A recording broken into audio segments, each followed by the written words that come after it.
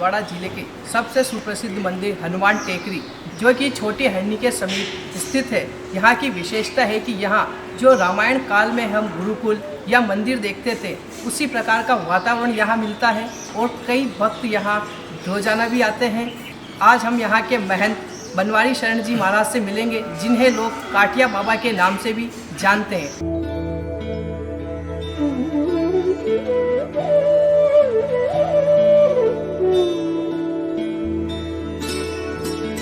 नमस्कार महाराज जी। जय। हम जानना चाहेंगे कि आप कितने वर्षों से यहाँ आए हैं और आखिरकार आपने यही मंदिर क्यों चुना? ऐसा है, ठाकुर जी की प्रेरणा से पंचमुखी दरबार में मुरारी बापू की कथा हुई थी, उसको सुनने के लिए हम यहाँ पधारे थे। फिर हनुमान जी की ऐसे कृपा हुई है, हनुमान टेकरी पे एक संत लेके आए, उन्होंने कहा है बहुत अच्छा स्थान है महाराज जी, यहीं रुक जाओ आप। तो यहाँ मेरा विराजमान हो गया हनुमान जी से स्नेह। आपको काठिया बाबा के नाम से जाना जाता है, आखिर ऐसा क्यों कि आपको काठिया बाबा कहते हैं? ऐसा है, जो काठिया परिवार है इसमें आड़बन और कोपिन सारी लकड़ी की रहती है, इसलिए हम लोगों को काठिया बाबा कहते हैं। हम लोग कपड़े की लंगोटी नहीं लगाते, लंगोटी हमारी काठ की रहती है, इसलिए काठिया बाबा। जी, आपके यहाँ एक सुंदर सी झोपड़ी बनी हुई है जो कि पेड़ पर बनी हुई है, उसको बनाने का क्या उद्देश्य है? उसको एक ही उद्देश्य था मेरा कि एक तो शांत वातावरण, और शिव जी का वास सुनते हैं, बरगद में शिव जी का वास होता है, तो इसलिए भोलेनाथ की गोदी में बैठ के भजन करने की इच्छा हुई। इस उद्देश्य से मैंने ये कुटिया बनवाई और वहीं मैं भजन साधना करता हूँ और मेरे को बड़ी शांति मिलती है। पक्षियों का कवरल होता रहता है, ध्यान में मन लगता है। इसलिए शुरुआत में जब आए थे एक गाय थी मेरे पास, अब 40 गाय हैं और सभी भक्त लोग भीलवाड़ा के यहाँ सेवा देते हैं। इससे गौशाला का संचालन होता है और सभी भीलवाड़ा वासियों से सहयोग मिलता रहता है हमेशा हमेशा। आपने यहाँ जो झोपड़ियाँ भी बनाई हैं अलग से, वो किस उद्देश्य से है? क्या है, कुछ टकसारी मूर्ति संत लोग पधारते रहते हैं, तो उनको रहने की, भोजन की, नहाने धोने की सब व्यवस्था वो कुटियों में की गई है। तो वहीं वो विराजते हैं, वहीं भोजन बनाते हैं अपना, वहीं स्नान ध्यान करते हैं और मस्त रहते हैं। यहाँ और भी कोई आयोजन वगैरह होते हैं? यहाँ समय समय पर आयोजन होते रहते हैं, साल में 5 तो भंडारे होते हैं यहाँ पर।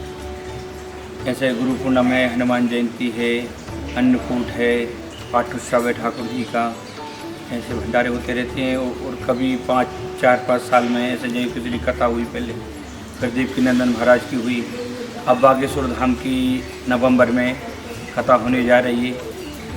और सभी भीलवाड़ा वासियों से मेरा अनुरोध भी है कि भीलवाड़ा का नाम तो वैसे धार्मिक नगरी में है और ऐसे बड़े बड़े कार्यक्रम भीलवाड़ा के लिए कोई ज़्यादा बड़ी बात नहीं है, तो सब भीलवाड़ा वासियों की इच्छा हुई थी कि महाराज बागेश्वर वाले महाराज को यहाँ कथा कराऊँ। तो इस उद्देश्य से मैं बागेश्वर वाले महाराज को मैंने कहा, तो वो तैयार हुए। नवंबर में कथा है। यहाँ बालाजी बहुत प्राचीन मंदिर है और इस गांव वाले को भी पता नहीं है कि हनुमान जी कब के हैं, इन्होंने भी ऐसे ही देखा है।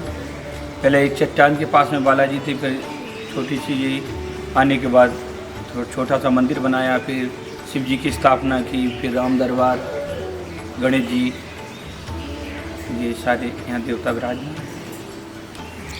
भीलवाड़ा ज़िले में शायद यहाँ आपने भीलवाड़ा में कभी सुरभि महायज्ञ नहीं हुआ था, तो ऐसे ही गायों के सुरभि माता की प्रेरणा से यहाँ सुरभि यज्ञ संपन्न हुआ। अभी 11 कुंडी और ठाकुर जी की कृपा से बहुत अच्छा संपन्न हुआ। जिस दिन यज्ञ की शुरुआत हुई उस दिन एक गाय ने बछड़ी को जन्म दिया, और जिस गाय की डेली पूजा हो उस दिन भी उसी गाय ने बछड़ी को जन्म दिया, और जिस दिन समापन हुआ उस दिन भी एक गाय ने बछड़ी को जन्म दिया। और बारिश भी हुई समापन के टाइम, तो ठाकुर जी की कृपा से यज्ञ बहुत संपूर्ण अच्छी तरीके से हुआ है।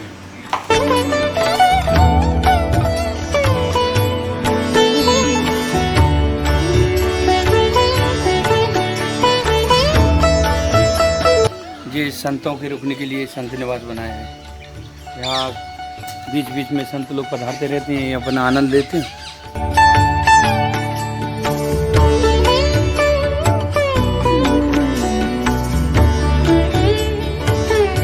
कोई नित्य हवन करने वाले संत आते हैं, इसमें हवन करते हैं। और ये भोजनशाला है, वो संत निवास है रहने के लिए। और यहाँ पक्षियों का कबरल होता रहता है तो संतों को मौज आती है इसमें।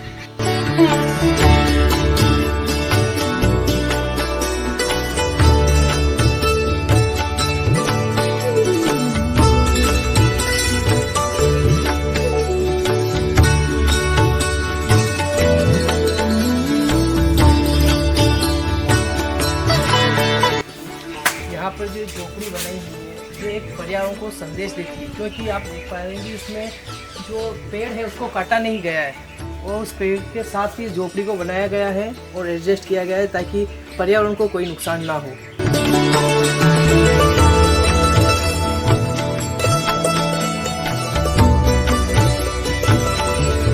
बरगद के पेड़ के ऊपर महाराज जी की एक कुटिया बनी हुई है जिसके चारों तरफ काफ़ी हरियाली है, तो वहीं पक्षियों की चहचहाट की आवाज़ भी आती है।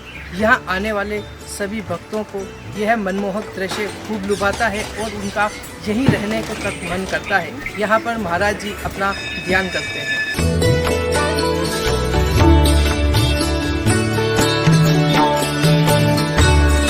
ऐसा है, यह एकांत रहता है और ठाकुर जी के शरण में जो ध्यान भजन करने का जो सौभाग्य रहता है ना, बहुत शांतिपूर्वक यहाँ भजन ध्यान होता है ठाकुर।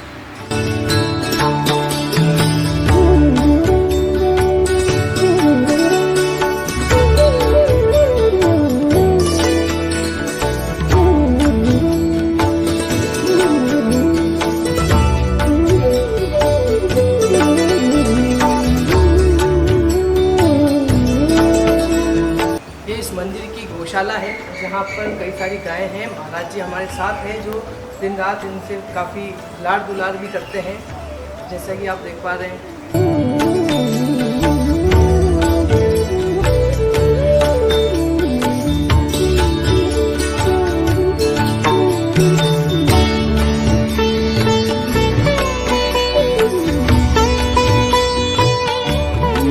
इस मंदिर की जो गौशाला है इसमें गायों के लिए साफ़ सफाई की व्यवस्था आप देख पा रहे हैं और यहाँ गर्मी से बचने के लिए भी पंखे लगाए हुए हैं। चारे पानी की व्यवस्था पूरी यहाँ की गई है और भगवान कृष्ण जिनको गाय सबसे अत्यधिक प्यारी है उनकी मूर्ति यहाँ विराजित की गई है।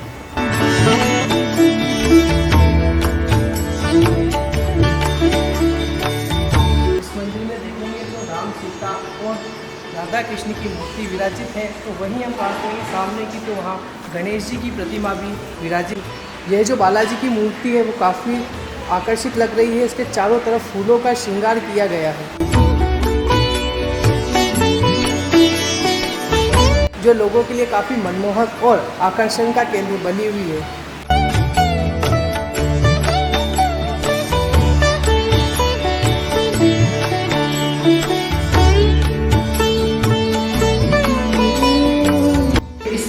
शिव जी का मंदिर है जहाँ पे शिव जी विराजित और आसपास के जो भी गांव के लोग हैं यहाँ दर्शन को आते हैं और भक्ति भाव में लीन रहते हैं। सावन के महीने में यहाँ काफ़ी भीड़ रहती है और लोग शिव जी का फूलों से अन्य चीज़ों से काफ़ी अच्छा श्रृंगार करते हैं और यहाँ काफ़ी भीड़